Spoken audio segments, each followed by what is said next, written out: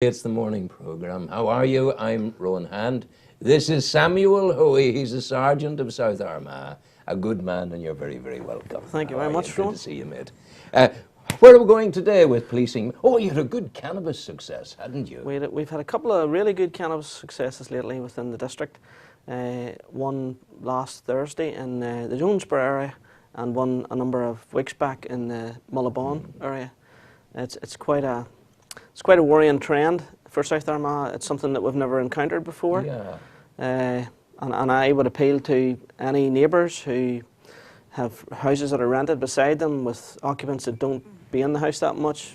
At the end of the day, these houses are being rented out for £400 or £500 a month, and if the residents aren't about that much, we signs that like heat coming from the house, strong smell of the cannabis, because these guys they have no regard for neighbours.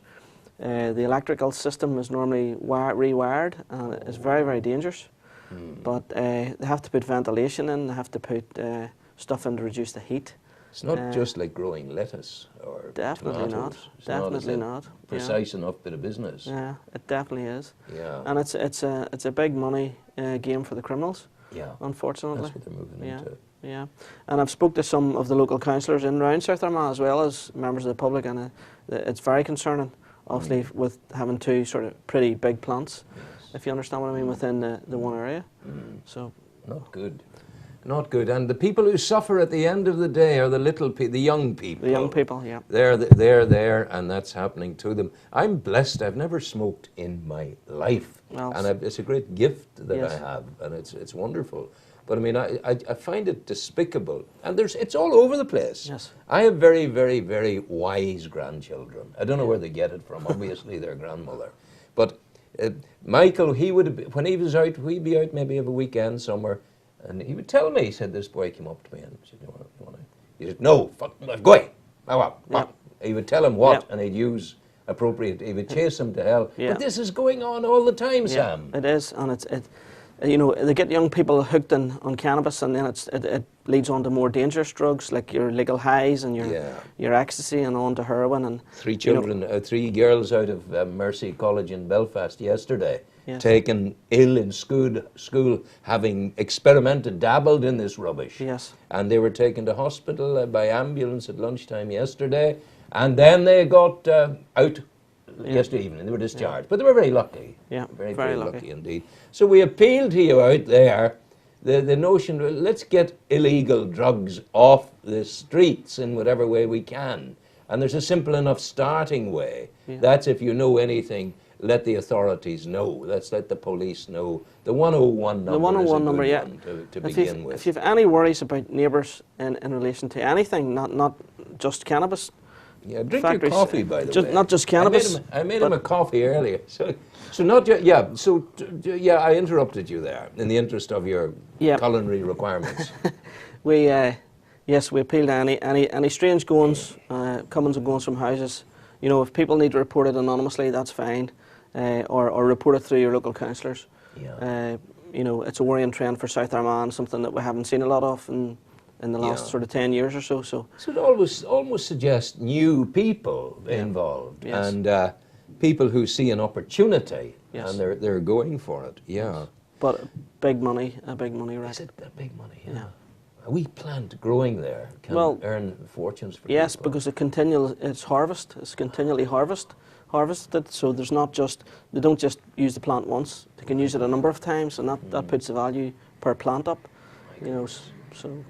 But it takes a lot of heat, it takes a lot of to do it. Yeah, and the smell is particularly strong, so you know. We do without all of that. Definitely. So let's try and get the stuff off the streets.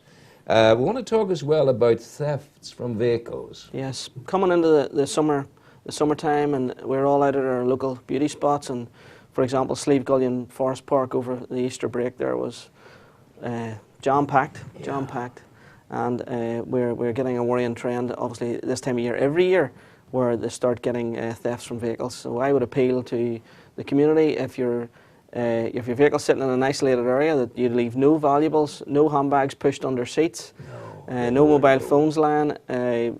My advice is either leave it at home or lock it in a boot.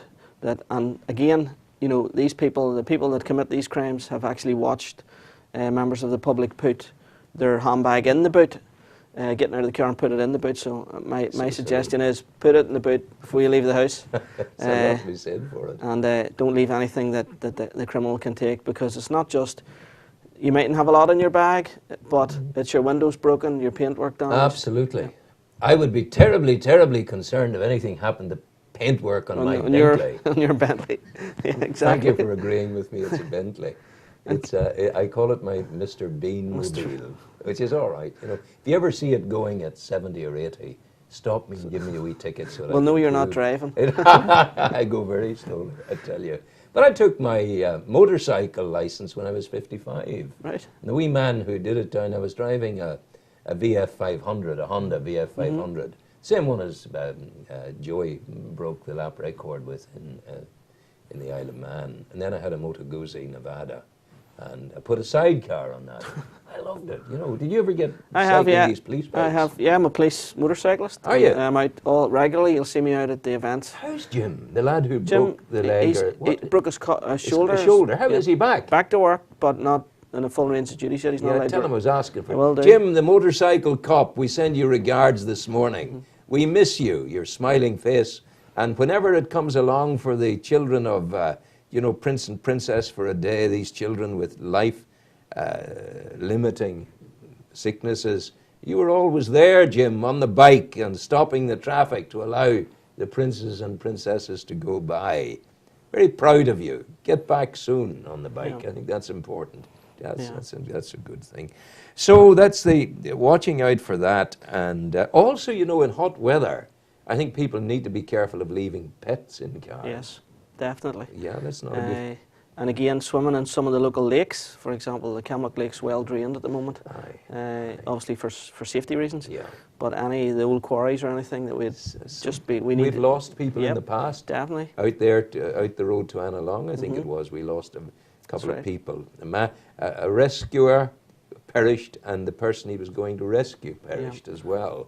So yes, a lot of carefulness at this time of year. I have even seen, I've actually complained about it, I've seen people leave babies unattended in cars. Yeah. Just they park the car, she's going over to the shop, or he's going over to the shop. You see how politically correct I am? He or she's going over to the shop. Baby is left in the car for an amount of time until they come back. You know, it's silly. Don't be doing it, for goodness sake. For the sake of 2 minutes to take the child out, carry them in with easy enough done. So what else is troubling your wonderful mind at the moment, sir? The last few weeks we've had, obviously, with Slieve Gullion's new part of the park opening, we've had a lot of traffic issues in and around the entrance and exit. The car parks fill up quite quick. We have placed some cones along Wood Road there for the local residents. That road's particularly narrow, so I would appeal to people, if they're going to Slieve Gullion, even park in Mike. It's only a bit of a dander out, and just watch that road. It's a particularly fast road, and I was told that the vehicles were queued back towards Mike, and that the corner as you go into the park is quite dangerous. So I would just appeal to people that if they even park in Drummondty and walk out, it's not that far. The forest drive's closed at the minute because of the Department of Agriculture is doing work in the forest, but it's a lovely spot. It's very popular, and it's an asset for South Armagh. So I would just say, you know, the local residents need to get in and out of their houses. So people need to be really careful and just a bit of consideration. A bit of consideration, exactly. Yeah.